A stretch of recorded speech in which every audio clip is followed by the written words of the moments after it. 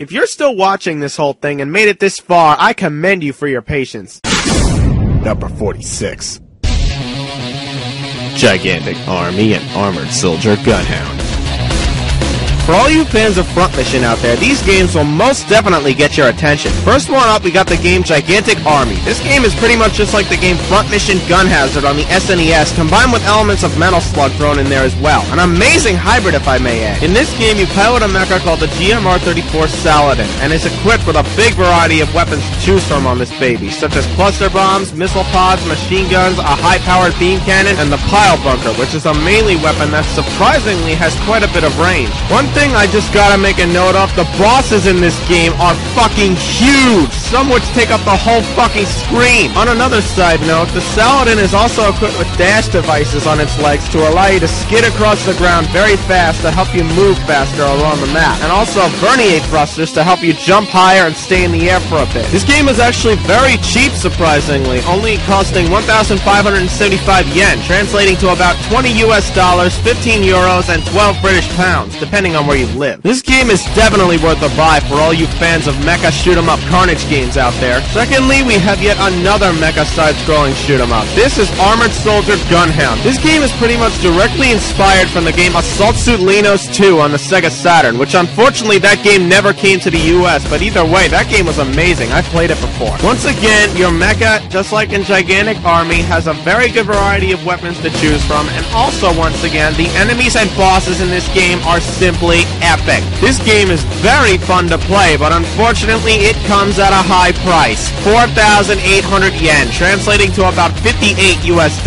Now, hold on, I know you're calling shenanigans, and I know what you're thinking. What? $58 for a 2D shoot-'em-up? Are you out of your fucking mind? Well, believe it or not, one of my friends actually did buy this game, and I can vouch for you. It's definitely worth it. I played this game on his PC, and within minutes, I was addicted. This game may only have 6 stages to play on, but it's got that magic replay value that Rated 2 had to play it over and over again, or to find other ways to get a hold of them, wink wink. Either way, these games are definite low-spec game recommendations. Try them out and you will definitely love them. Number 47. Beat Hazard and Battleships Forever.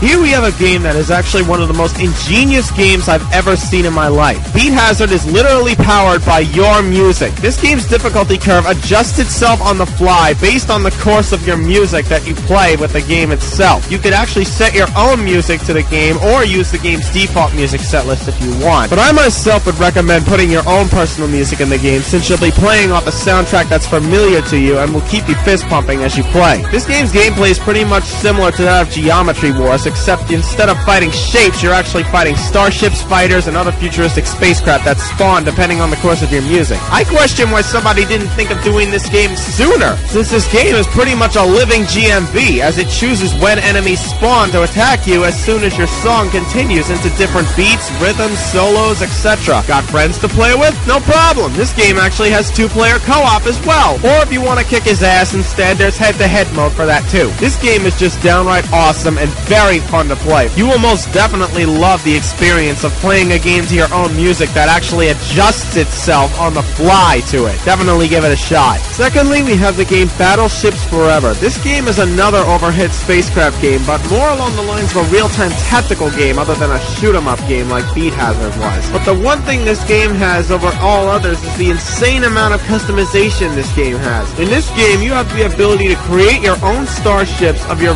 very own design from the ground up and use them in combat against enemy fleets. Ever wanted to design your own starship? This is the game to do it in. You yourself create everything about your ship down to the very last detail, even the way your ship moves as well. For example, you could set your ships to drift in one direction while facing another direction to do strafing attacks. What you gotta know about ship design in this game, though, is that your ship has different subsystems. If a subsystem on your ship is destroyed in combat, any child sections that were connected to the core of your ship via that subsystem subsystem will also be destroyed with it. Because of this, you gotta make sure that you position your ships carefully in combat, so that the vital parts of your ship aren't exposed and vulnerable where the enemy can shoot at them easily. Even the weapons on your ship are all individually articulated and each have their own firing arc, range, turn speed, and hit points. And just like subsystems, turrets can be destroyed from the ship's hull to take out its weapons, leaving it defenseless. Most ships are equipped with interceptor turrets to take out incoming projectiles, so make sure you keep those alive since your ship will get cover from them from incoming missiles and torpedoes. This game is a definite must-try for you guys who have PCs that were shotted out of a black hole's anus as nothing but junk matter, as this game requires very little out of PCs to begin with at all. And hell, it's a free game, so why not? Number 48. Ragnarok Battle Offline and Shank. Here we have two offline 2D beat-em-ups for you guys out there with crap PCs. First up, we got Ragnarok Battle Offline. Yes, offline. I'm not talking about that shit stain of an MMO known as Ragnarok Online. Fuck that shit. This game is way more fun than that. The art style of this game really does remind me a lot of Gapple Story, once again breaking my vow never to speak of that fuckwad game ever again, since the Big Bang update couldn't even save it from the fires of assness. Anyway, this game gives you a pretty good variety of classes to choose from, being Acolyte, Archer, Magician, Merchant, Swordsman, Thief, and lastly, Novice, which is a hidden class you obtain by beating the game with each of the other 6 classes. Of course, each character comes in male or female forms, which each actually has slightly different attacks from each other, since male characters tend to be stronger and have more HP, while female characters tend to have more useful supporting moves as well as more SP. As you'd expect from an RPG, there are also character stats in this game, being Strength, Agility, Vitality, Intelligence, Dexterity, and Luck. This game actually has up to 3-player local co-op, so you can play with 2 of your friends by your side. And almost in a way is like playing a hybrid of Castle Crashers and Scott Pilgrim vs. the World. A truly stunning beat-em-up if I've ever played one. This game actually has 3 expansion packs listed as extra scenarios, so keep an eye out for those too if you're new to playing this game. By default, this game is not in English, but thankfully there's an unofficial English patch made by the fans out there to translate it for you. Definitely give this game a shot. Next, we have a much more brutal beat-em-up for you guys out there, only known as Shank. Why is this game called Shank? Well, for 2 reasons I've noticed. One, the guy you're playing as is named Shank, and plus he uses a shank as a weapon, I guess. There are actually 3 main types of weaponries in this game: knives, grenades, and heavy melee weapons, such as a chainsaw and a pair of pistols. As you can see in this video, this game is violent as hell, and no wonder. Apparently this game's storyline was written by Marianne Krustic, aka God of War's co-creator, so that explains where the violence carried over from. Speaking of story, this game actually has 2 story modes, a single-player story and a co-op story. The single-player story following Shank's quest for revenge on the mob who killed his pregnant girlfriend, and the co-op story serving as a prelude to that for the time Shank was a hitman in the same mob that eventually killed his pregnant girlfriend. Co-op in this game is up to 2 players locally, so you can play this game with a friend as well. Both these games are great beat-em-ups on the PC and are purely low-spec friendly. Give them both a shot. You will not regret it. Number 49. Zoo Tycoon and Lego PC Collection.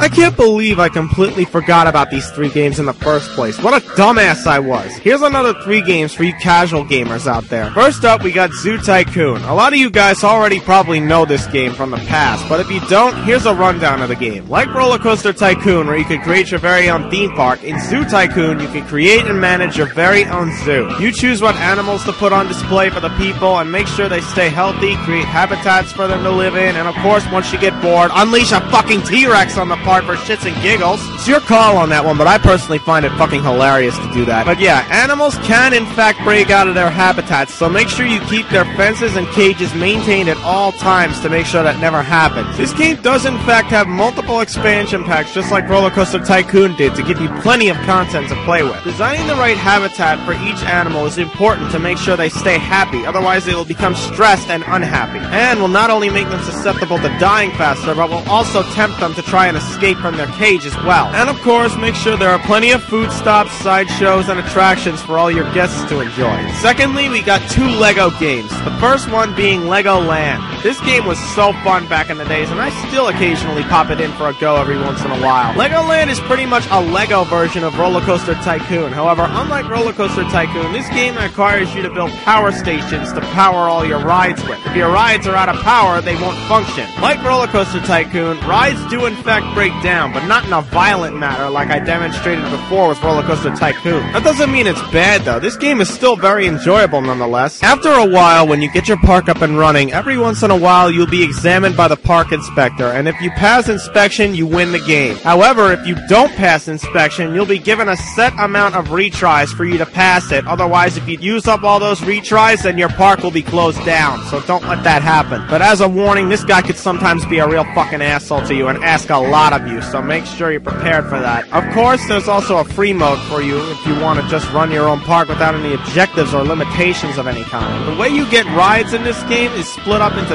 themes, being Legoland theme, Wild West theme, Castle theme, and Adventures theme. You unlock the second, third, and fourth themes as you play through the game, and each theme will give you new rides and attractions to put for the people to use inside your park. Lastly, we have the game Lego Loco, which in a way is like Sim City if it was given a Lego theme, with also a slight emphasis on railway systems. I found this game fucking hilarious to play around with in my childhood, and I still recommend it today. What I found the most hysterical is that you can pick up people in the town and put them wherever the fuck you please. And when you click on them to pick them up, you hear them shout in confusion like, "Oh my god, what is this? Some fucking hand just came out of nowhere and picked me up! Please God, save me! Get this thing off of me!" And when you put them down, they just walk away calmly like nothing even happened. That's fucking hilarious. Anyway, the main focus of Lego Loco itself is building and maintaining your very own Lego town and managing it as the mayor. Mainly emphasizing a little bit, like I said before, with railway systems. This game seems to have a fetish for railway tracks and trains, apparently. I mean, I guess I could realize that because most of the time people always use the train in this game to go where they need to go. But personally, I just either drive or take a fucking cab. That's way cheaper than a train. It makes me think that the people of this city are all being ruled by some sort of hive mind that worships trains or something. But either way, that's just my speculation. Regardless, these games are great for casual gamers out there who just want to play games that are calm, relaxing, and just entertaining to play for shits and giggles. And as you can see by the obvious 2D graphics, your PC will probably act as if you're not even playing a game at all when you play these games on it. So you guys will be just fine with these games.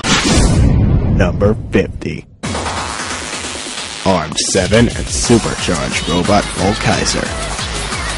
Once again, we got two more side-scrolling 2D shoot-'em-ups that actually appear to be sister games in a very weird way. Unlike Gigantic Army and Armored Soldier Gunhound, which fought on the ground, these two are taken to the skies and the stars. First runner-up here is Armed 7. This game definitely gives up a very strong Armored Core feeling, as the mecha you pilot definitely reminds me of it. This mecha is equipped with a decent weapon loadout, pretty much as you'd expect from a shoot-'em-up, such as machine guns, high-powered lasers, missile pods, and more. You have a life bar, as you'd expect, and can also pick up shields that will allow you to take a couple of hits before you lose a life. And at the beginning of the game, you yourself pick what primary weapon, sub-weapon, and charge beam you want to equip with this mecha, so you'd be prepared in any way you want to be before entering combat. The bosses in this game, while being incredibly epic, actually put you to the test to kill them in time, because when a boss appears, a timer will appear, and if you cannot defeat that boss by the time that timer runs out, the boss will self-destruct, not only damaging you in the process, but also stealing you of all the points you would have gotten for killing it instead, which is a real kick in the balls if you ask me. Little by little, as you kill enemies in this game, your charge meter will fill up at the bottom of the screen, and once it's full, you will automatically unleash an enormously big laser blast that'll fill up a good chunk of the screen and lasts quite a bit. And of course, your regular laser can be upgraded in combat as well. Next, we have the game Supercharged Robot Volkaiser, and I know this sounds weird, but these games seem to be in the same timeline as each other. Based on the story of both games, Armed 7 actually appears to be a sequel to this game, as it takes place 12 years after the events of Supercharged Robot Volkaiser. As for Volkaiser itself, it pretty much looks like the bastard child of Gurren Lagann and Voltron. Every so often you will be allowed to upgrade Volkaiser's weapon with something more powerful by combining with one of the aircrafts that tries to dock with Volkaiser. The one you want to dock with is purely up to you. Hey, I just noticed, this game actually has the same UI and HUD as Armed 7. Even the charge-up meter is still there. So to end this one up, both these games are great for you mecha and super robot fans out there with crap PCs. Both of these games are only $10 a piece, so what do you got to lose? Son of a bitch, I wanted to end this one here. Alright, I just checked my list, and apparently I have 5 more things to cover. Just